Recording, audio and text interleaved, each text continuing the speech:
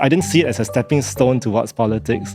It was just a stone which I saw in front of me and I decided to take a step onto it. There's more to politics than just what I've read and seen in the media. So I think it's a microcosm of actually how I think politics should be. We have to select people based on their ability and maturity rather than based on their age. It's important for us to go beyond just the transactional nature of our responsibilities. It cannot just be we only assist residents when they need help.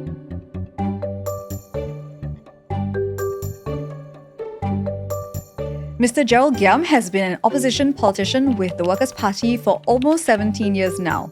He was first an NCMP and has been an MP for Aljunied GRC since the 2020 general election. Now today he's sitting down with me on the usual place to talk about his journey to becoming a WP member, the challenges of being an opposition party, and how his first term as an elected MP has been. Mr. Giam, welcome to the usual place. Thank you for having me on your show, Natasha. Please call me Gerald. All my residents and friends call me that. Okay, so Gerald, many Singaporeans tend to see MPs and politicians through a very specific lens. You know, you do very serious policy-driven speeches and you debate on national issues in Parliament, right? So what is something about your personality that would surprise people who know you in that context of being an MP? Okay, well, I'll say that my personality in Parliament is not that much different from what I am outside, and with my family as well. I think what would probably surprise people a bit more about me is that I'm really big into sports. Oh, I enjoy playing sports quite a bit. So which one? I played tennis since I was a kid, and I still play now a lot with my kids.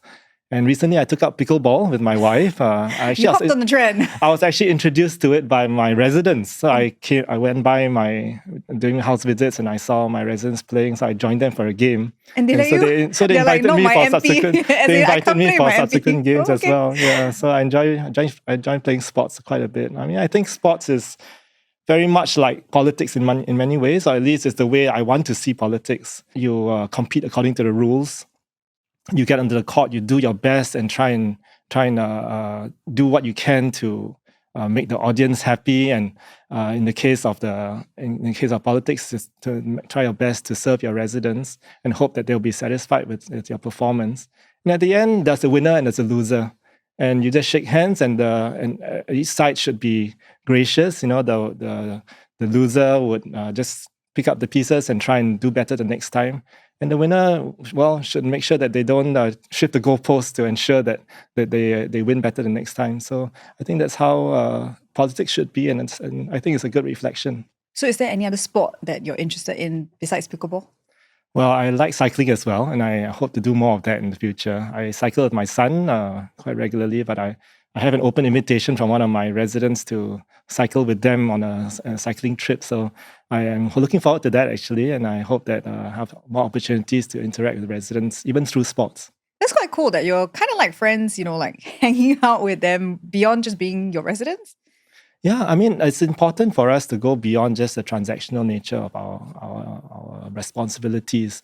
It cannot just be we only assist residents when they need help, and then it cannot be that transaction. It has to be where we go beyond that and understand them a bit better, and sometimes understand some of their hopes and fears as well. Okay, so you're on the pickleball trend. There was a TikTok trend a couple of days ago that I want to ask you about. Have you heard of this, like, I met my younger self for coffee trend? No, I have not. Tell me about it. Oh, it's so cool. I think it's kind of cool because people kind of take their younger self out on a date, and then they like reflect on how they have grown, or and then like how they imagine their past and present selves together. Okay. So I wanted to ask you, what would you say to your younger self? Maybe your 18-year-old self.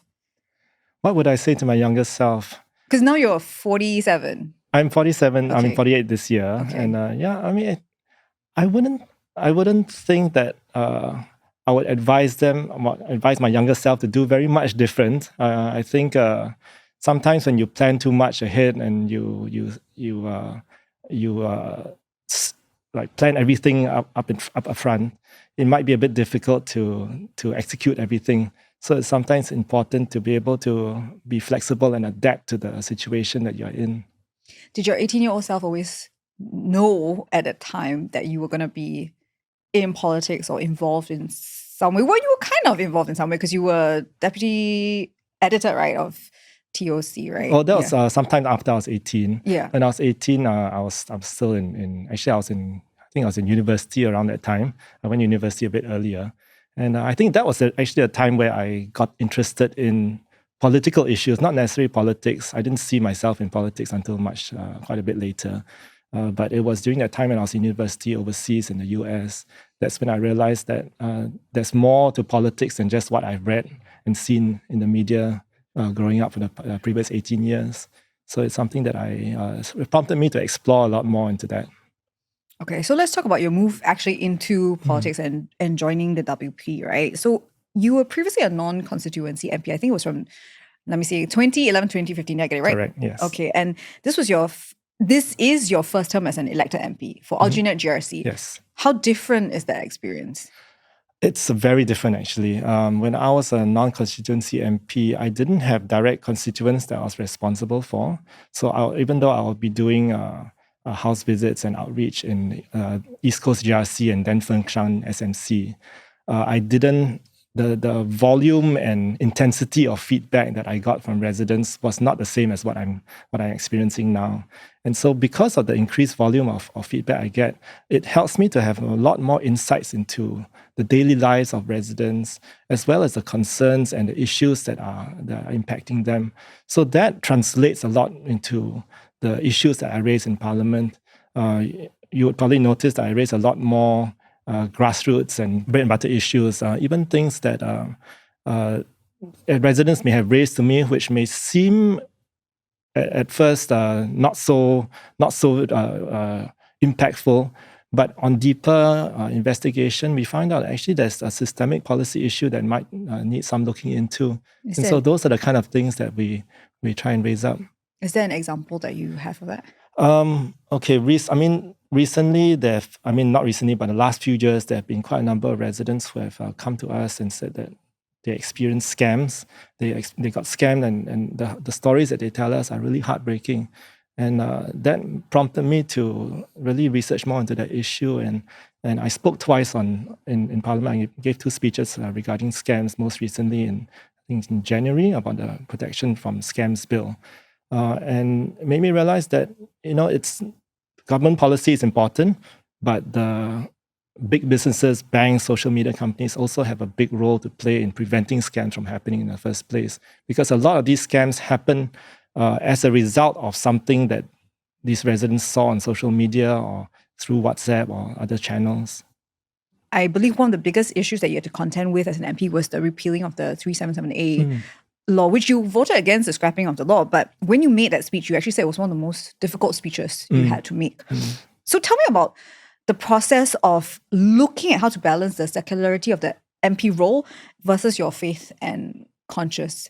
Right, good question. It still stands as the most difficult speech that I've ever had to put together. It's not just difficult because of the speech itself, but also because of the background preparation that we had to do.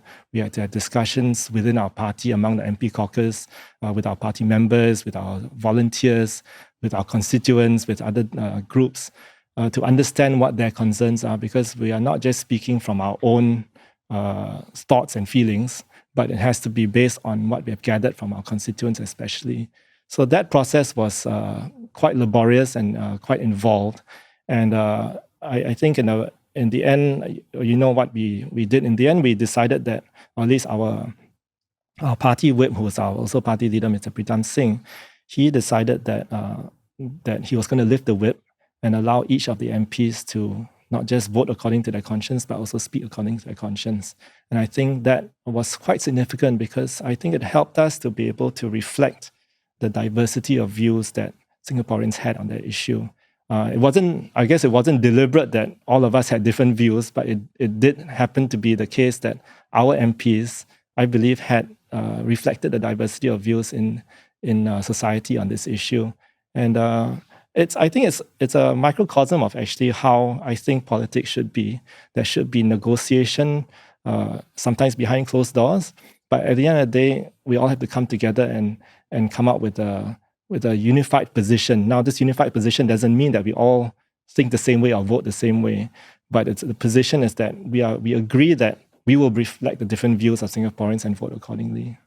Was it difficult for the team, the party at that point, to have people with differing views like come together and sit down and talk about it? What was that like, for... I mean, we all knew, we all know each other very well. So we all knew we had these different viewpoints, and we were very free to express that. I think that, again, doesn't mean that just because we have different views doesn't mean we cannot work together. In fact, I'm very good friends with my party colleagues, and I work very well with all of them, despite us having different views on some issues, especially these social issues like this. But I think it also forces us to come together and think of how we can do things that would be in the national interest. How can we take things forward? And how can we assure Singaporeans that despite different views being present, we can still work together and advance Singapore? Okay. So you've been involved in politics in very different ways. I think I mentioned it earlier. There was a time you were deputy editor for the Online Citizen, and you also volunteered for Southwest CDC, which is like ages ago, right? Yeah.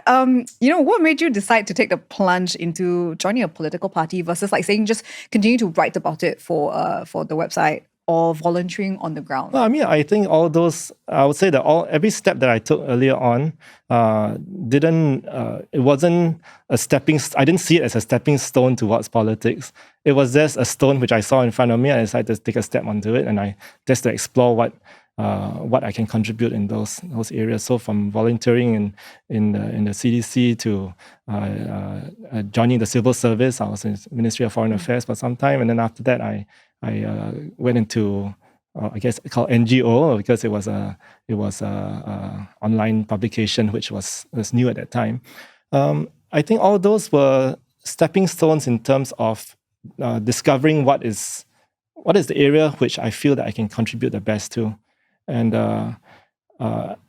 as I experienced those different junctures in my life, I learned a lot.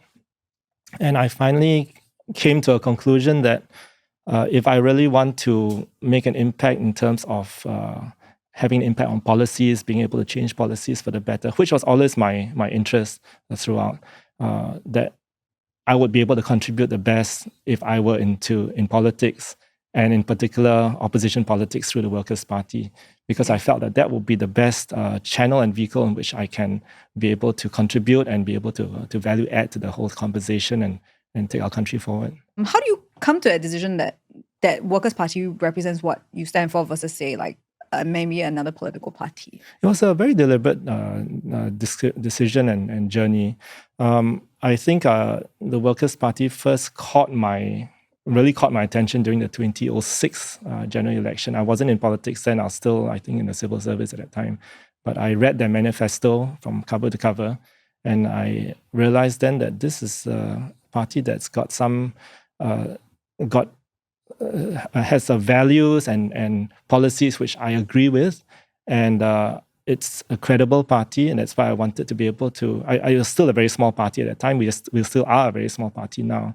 And I wanted to be able to contribute to the growth of the party, because I felt that it's very important to have an alternative party present, and not just opposition parties for the sake of opposition parties, but having a strong alternative that people really have a choice when they go to the polls, and it's not just casting a protest vote, but casting a vote for the party whom they think is best to run their constituency. And well, now you've been with the opposition for about 17 years, and when you first started back then, do you think the perception of opposition parties in Singapore has changed since you first, joined the Workers' Party? I think the perception definitely has changed quite a bit, especially since 2006. I guess I'm sort of biased because that was a time that my perception of opposition parties changed significantly as well. And I think it's grown over the years, and it's reflected in the poll results as well, when people feel that it's a credible party that they can cast their vote for, and more importantly, it's a party that they trust to be able to run their constituency, because that's where the rubber meets the road, and that's where we spend most of our time actually dealing with problems, dealing with residents' concerns, dealing with municipal issues. That's where we spend most of our time dealing with, and if the party is not able to handle that, that's where residents must feel that they feel the confidence that members of parliament that they elect would be able to handle that responsibility. Is there a myth about opposition parties or MPs that you would like to debunk? Well, sometimes, I mean, there's some people who still think that opposition parties are just trying to oppose for the sake of opposing. That's not the truth at all, actually. We analyze the situation, we analyze bills that are presented in Parliament, come to an independent assessment of it based on our conversations with residents and different stakeholders. And then we discuss among ourselves and come to that position. And if it's sometimes necessary to oppose it, we won't hesitate to oppose it. But every time we do oppose a bill or a motion, we'll always explain why we do so and propose a better policy that we can put forward. I mean, an example was during the 2022 budget debate, we actually opposed the budget. I think that was one of the first times we opposed the budget, and that was because of the GST increase that was being tabled at that time. And so we explained why we disagreed with the GST increase, how, among other things, it might contribute to the increase in the cost of living. And we came up with some alternative proposals. My colleague James Lim was explained how there was some different levers that we could be used, increasing the contributions from the net investment returns contributions. For example, using more years of the land sales to be able to contribute to the budget. All those things would be able, in our view, be able to top up the funding shortfall that the GST was supposed to do so. And we felt that the GST was not necessary at that time because it would impose an unnecessary burden on the lower and middle income residents. So now that you've been in this role as an elected MP for almost 5 years, what's the hardest part about being an opposition MP, and how do you navigate the challenges? Yeah, I think if you ask most MPs what the challenges are, it'll be things like, they'll say things like time away from family, the pressure, the public scrutiny and all that. But I think for us in the Workers' Party and opposition, there's an added pressure that comes from looking back at history, what has happened to past opposition MPs and politicians in terms of legal challenges that they have faced, even sometimes what is ongoing now, what's happened in the last 10 years even. Those challenges are clear and present all the time for us, and we don't know when it would hit us, and that sometimes almost feels like there's a sword of Damocles above us waiting to just fall on us. And so that adds to the pressure that we have now in our daily work, but it also keeps us on our toes. I think there's a misconception sometimes we hear from residents and other people saying, oh, you just make sure you do things correctly, everything will be okay. Politics is not so simple in Singapore. Sometimes it's a bit more complicated. Sometimes you can do whatever you can. You can try and do whatever you can right, but sometimes things still don't fall in place. Sometimes things come from the left field, and you don't know what hits you. So, well, since you brought it up, I was going to ask you that since the last GE, the party has been affected by different matters, and including now Mr. Pritam Singh's trial, right? That's ongoing. I mean, how have these incidents affected party morale or like the outlook for the GE? It definitely has an impact. I mean, it saps our energy in many ways, because we have to energy and time because we have to spend time focusing on those issues rather than focusing on serving our residents. But it's something that I've come to realize that it is the norm. It is not something that is unusual in politics, and it's something that we have to accept. And anybody who decides to come into politics, especially join the opposition, has to be prepared for that, and to make sure that they do things as well as they can within the extent of what they can control. But I think internally and within our party, it has energized us in many ways into realizing that we have to work doubly hard to win the trust of our residents, and to ensure that we don't let any of our core responsibilities, like our municipal duties and all that, to suffer because of these distractions. How has internally, how do you all support each other when these things happen. Like, in the last couple of years, there have been a few incidents between Raisa Khan and then Mr. Giam and then now with the trial. I mean, how does the party support each other, like with the MPs particularly? Yeah, I mean, we have to definitely support each other because we are one party together and we consider ourselves a team together. So we will support each other, including helping the MPs in a neighboring constituency to be able to. We have done house visits on behalf of them sometimes to help them, and they have helped us as well. We cover each other's Meet the People sessions to ensure that the residents who come for help, the residents need help. They don't really care about the politics that goes on behind, but they need the help at that point of time. So we have to make sure that at least one of us is there when they come and seek the assistance from us. So we do cover each other in terms of duties.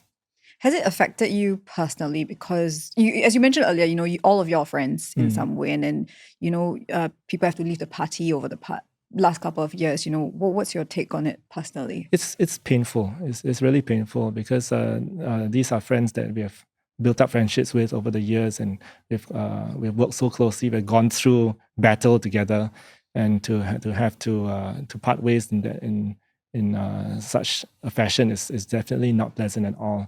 And that's why I feel that it's very important that moving forward, we continue to ensure that we are very careful and the MPs the candidates that we select. Mr. Pritam Singh has said that we have engaged third parties to do screening, and that's I know that's ongoing right now.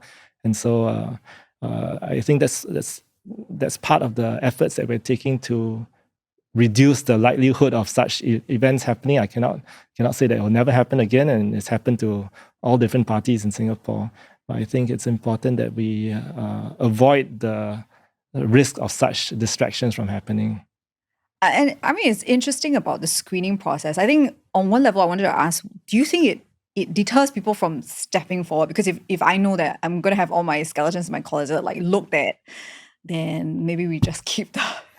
Well, I think it definitely would deter some people from stepping forward, and I think that's a good good deterrence. Would it have deterred you before we move on? Would it have deterred you back in when you were... Well, keep in mind, I still have to be the parties there to decide whether they're going to feel me again, and so I mean personally, it wouldn't have deterred me because I think that I was determined enough to want to do what I did, and. But yes, it definitely would deter some people who may not want to undergo such scrutiny. And depending on what kind of scrutiny and what kind of skeletons they have in our closet, I mean, everybody has skeletons in their closets, but it depends on how big the skeleton is. They have to decide whether that threshold is high enough that they want to decide whether to go forward with it.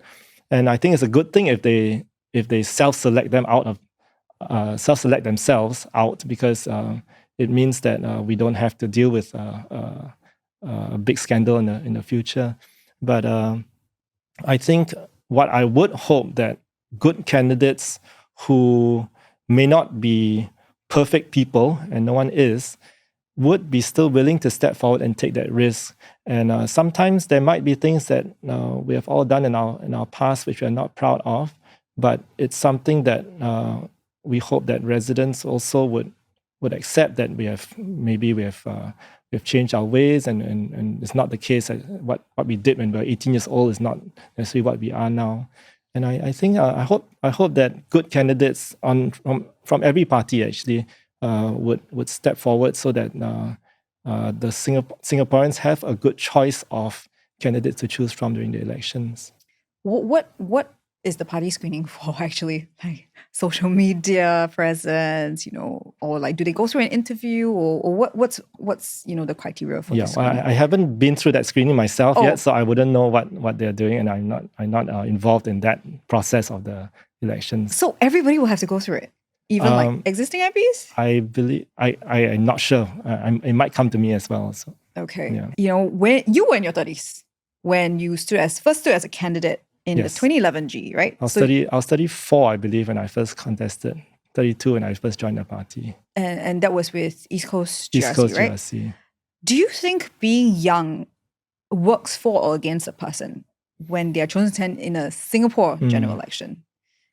I don't think that's a major factor, especially if you're already an adult. I mean, if you're past 25 or so, there's no reason why you would be any less mature than someone who's 45. I think it really comes down to the maturity and the ability of the individual candidate. There are some people who are 25 and very mature, very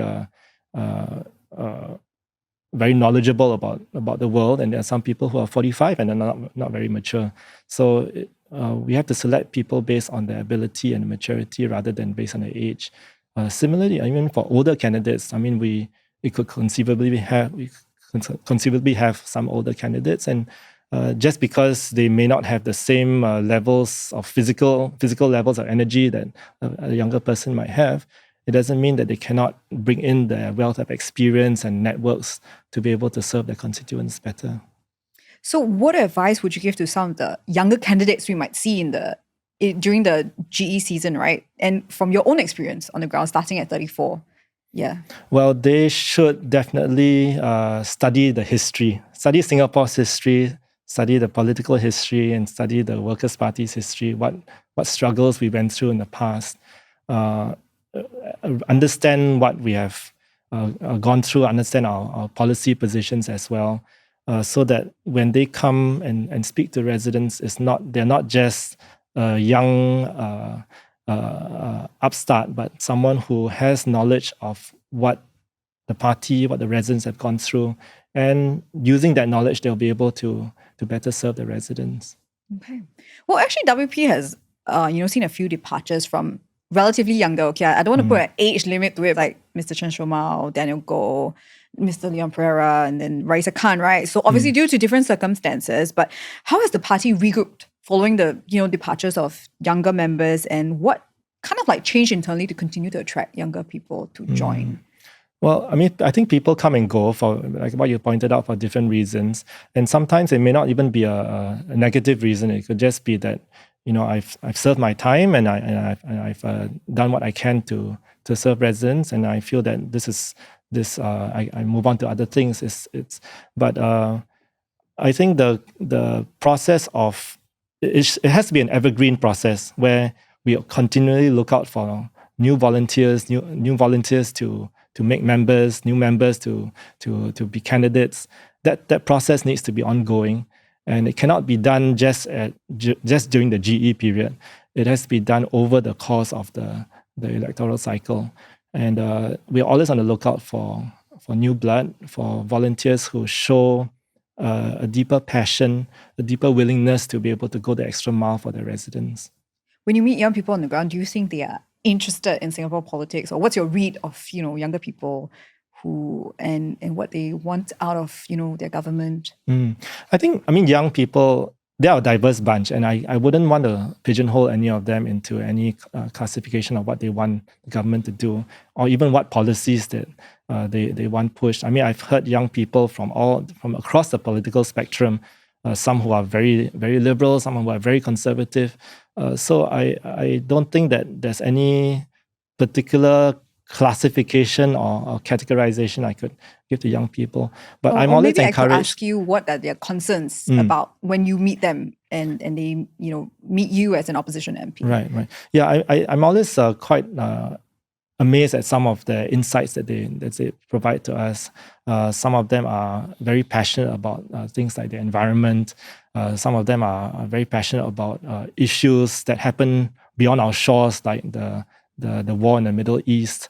And they've come to us and expressed those concerns, or as well as issues like LGBT rights or being against LGBT rights. All those kind of different diverse viewpoints, I've heard them all from young people. And so it's always a very enriching experience to be able to engage them and talk to them about these issues and hear what their concerns are, because they provide a different perspective that we may not have seen. This will be your fourth GEE that you've been contesting. I think I've lost count already. Yes, lost count already, right? Right. For yourself personally, what do you think will be different for this year? And what are you doing to prepare for the when we hit GE? Every GE is at least in my experience has been very different. I contested twice in East Coast GRC and lost. So I've got my experience of losing under my belt as well. And this will be the first time I'm contesting election while as an incumbent MP. That's of course the caveat as to whether I'm selected by my party to contest. Oh, maybe you'll go back to East Coast? Well, we never know. So that's really up to my party to decide on where they want to field me or if they want to field me at all. And I think all the candidates are aware of that approach that our party takes. How is it different? I think we have come to a very different juncture in our stage of development in our country. We have of course had just a transition in the national leadership, and our party also has gone through a few transitions as well.